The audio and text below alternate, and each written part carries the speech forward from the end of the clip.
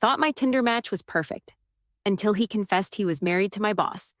I always joked with my friends that Tinder was a garbage fire, but sometimes, when you're bored, wine drunk, and lonely on a Friday night, you scroll anyway.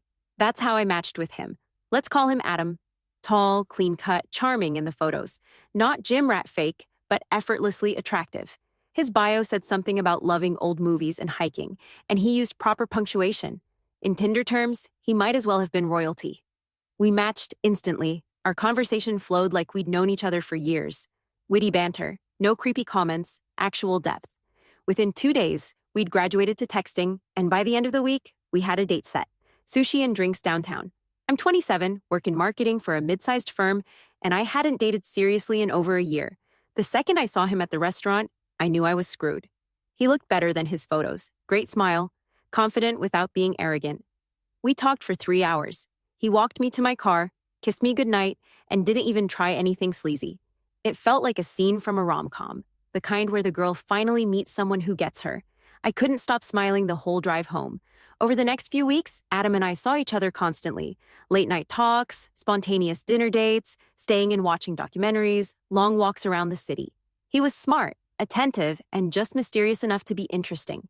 He told me he was in consulting, management stuff, mostly remote. His schedule was flexible, which made spontaneous getaways even more exciting. I started catching feelings hard, and I'm not one to rush into things. But there was something about him that made me feel safe, seen. It was like my brain skipped all the usual caution alarms. I even told my coworker and closest work friend, Julia, I think I might actually be falling for this one. We were about a month in when things started to shift. Nothing dramatic, just little things.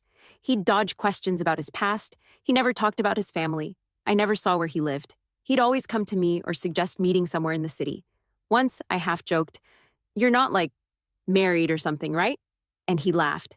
Actually, I laughed like I'd just told the funniest joke in the world. Then he kissed me and said, "You're hilarious." But it wasn't funny. Something started nagging at me, like I was walking on a rug that didn't quite cover the whole floor. Something beneath it was just off. And then came the moment that changed everything. We were at a wine bar, a low-lit, cozy spot near my office.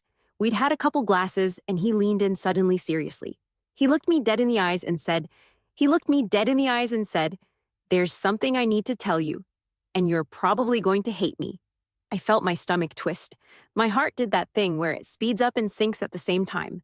I braced myself. Maybe he had a kid. Maybe he was moving away. Maybe he had a weird kink he thought I couldn't handle. I was not ready for what actually came out of his mouth. "I'm married," he said quietly. Just like that. 2 words that shattered the fantasy I'd built over the last month. I stared at him, thinking it had to be a joke, but there was no laughter in his eyes, only guilt. "You're what?" I finally said. "I'm married," he repeated, "but it's complicated. My wife and I, we're not really together. It's more for appearances, business stuff. We live separate lives. We've been done for a while, but we're not divorced yet. And I didn't mean for it to go this far with you. I really like you." I sat there frozen, a glass of Pinot Noir halfway to my lips, feeling like the whole bar had suddenly gone silent. My head buzzed, trying to catch up with everything. "So, let me get this straight. You've been married this entire time and didn't think to mention that?" "I wanted to. I was going to. But I thought if you knew right away, you'd leave. And I didn't want that." "Yeah, no kidding." I stood up. I didn't even care that people were starting to look at us. "You lied to me. Every time we kissed. Every time you told me you cared about me. You were lying." "Number, I wasn't lying about that," he said quickly, desperate. "What I feel for you is real. Please, just listen." I grabbed my purse, turned, and walked out. I didn't even say goodbye. I didn't cry, not yet. I was too angry, too stunned. How could I have been so blind? The next morning, I dragged myself to work, emotionally hungover and still fuming. I didn't even tell Julia what happened. I just kept my head down and did my job. Around lunchtime, I heard my boss, Cynthia, laughing in her office. Loud, warm, flirtatious. She never laughed like that. And then I saw him, Adam, standing in her office, smiling like he owned the place. My jaw dropped. My stomach dropped harder. I ducked behind a cubicle, heart racing. I watched as Cynthia stood, walked over, and kissed him. That's when it hit me like a truck.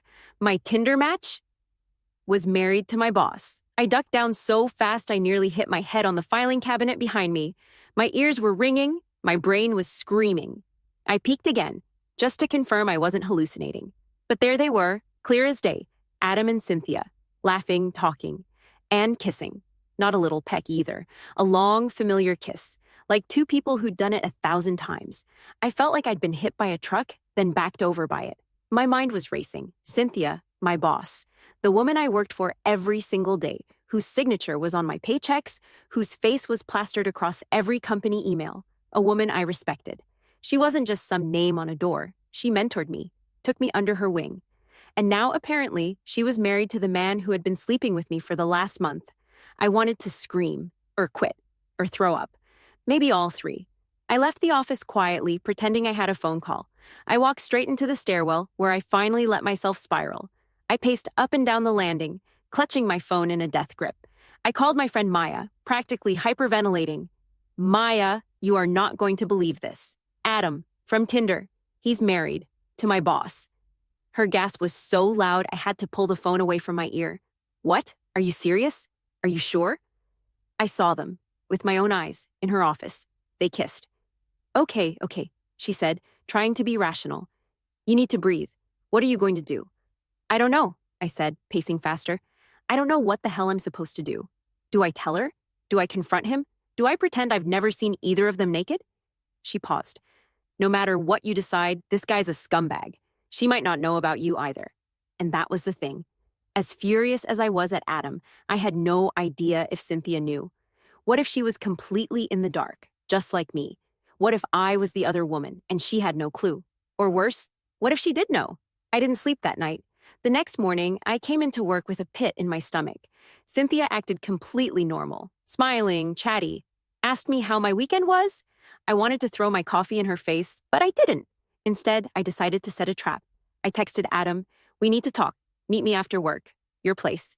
He replied instantly, "Of course, I'll explain everything." Yeah, he would. I spent the whole day at work pretending everything was fine, while inside I was burning. Cynthia was her usual charismatic, intimidating self. Power suit, bright smile, commanding voice. And I kept staring at her fingers. That ring. That beautiful minimal diamond I'd noticed before but never really noticed. Now I couldn't unsee it. The evidence was right there the whole time. I left the office early under the excuse of a dentist appointment. My heart was pounding the entire drive to Adam's apartment, which, for the record, I had never actually seen. He always said he was between places or staying at an Airbnb during consulting gigs. Another lie. The address he gave me was in a sleek high-rise in the city's expensive district. I almost turned around twice, but I made it to the door. He buzzed me in, and I took the elevator up to the 18th floor. He opened the door like he wasn't the human embodiment of betrayal. "Hey," he said, almost relieved. I didn't sit, I didn't smile. I just walked in and stood there, arms crossed. "You're married to Cynthia, aren't you?" He froze. His mouth opened, then closed again like he'd short-circuited. "So, you know." "I saw you," I snapped. "In her office, kissing her, so stop pretending." He rubbed the back of his neck and sighed, finally dropping the mask. "Yeah, I'm married to Cynthia. But I wasn't lying about everything. She and I aren't in love anymore. We haven't been for years. It's more a business partnership now." "Then why didn't you tell me? Why hide it?" "Because I knew you'd walk away, and I didn't want to lose you." That line actually made me laugh. Out loud, bitter, and sharp. "You didn't want to lose me, so you lied to me for a month? Used me? Do you have any idea what you've done to my life?" He stepped closer like that would help. "I fell for you, okay? You're not just some fling." "You're unbelievable," I said, grabbing my purse. And that's when he said something I wasn't prepared for. "She knows." I stopped in my tracks. "Cynthia knows. About us." I turned slowly. "What?" "She's known since the second week." I told her. She didn't care. She said as long as it didn't interfere with the company or make her look bad, she didn't care what I did. I felt the blood drain from my face. He continued. "She said you were talented but naive, that I could keep you occupied." I stared at him, stunned. "You're telling me this was all planned?" He hesitated, then whispered, "She wanted to see if you were loyal." My breath caught in my throat. "She wanted to test me?" I repeated, voice shaking. "Like I'm some pawn in her game?" Adam nodded, eyes dark. "She said if you proved yourself loyal, dedicated, you'd be rewarded. Maybe even a promotion. If not, well, she didn't say, but I got the message." I wanted to scream, to cry, to throw something, but all I could do was stare at him, feeling the weight of every betrayal crushing down on me. "So what now?" I whispered. "Why tell me all this now?" "Because I'm done lying. Because I want out of this mess. And because despite everything, I really like you." I laughed bitterly. "You want out? And what about me? What am I supposed to do with this? Go back to the office and smile at the woman who treated me like a pawn? Pretend like I'm not the other woman in some sick, twisted corporate chess game?" Adam looked away. "I don't know." I walked toward the door, feeling drained but strangely empowered. "I'm done being part of their game. I'm quitting." He stopped me. "Don't do that." I turned, furious. "Why? So you can keep lying to me? So Cynthia can keep manipulating me?" "No," he said quietly. "Because you're good at your job, and you deserve better than this. You deserve to know everything." For the first time, I believed him. The next morning, I sat down with Cynthia. I didn't cry, I didn't yell. I told her everything I knew, how Adam had lied, how she'd used me to test my loyalty, and how I wouldn't be part of it anymore. Her face didn't change, no apology, no regret, just a cold, calculating smile. "Good," she said. "I respect your honesty." I handed in my resignation that day. Since then, I've rebuilt my life, piece by piece. I've learned to trust my instincts again and to never ignore the red flags, no matter how perfect someone seems. Adam, we're done. No more late-night texts, no more whispered lies. Just silence. And Cynthia? I avoid her whenever I can. She's still at the company, still wearing her power suit like armor. But me? I'm done being anyone's pawn. To anyone listening, love can be complicated, but manipulation is never love. Trust yourself, and don't be afraid to walk away, even if it's from the perfect match.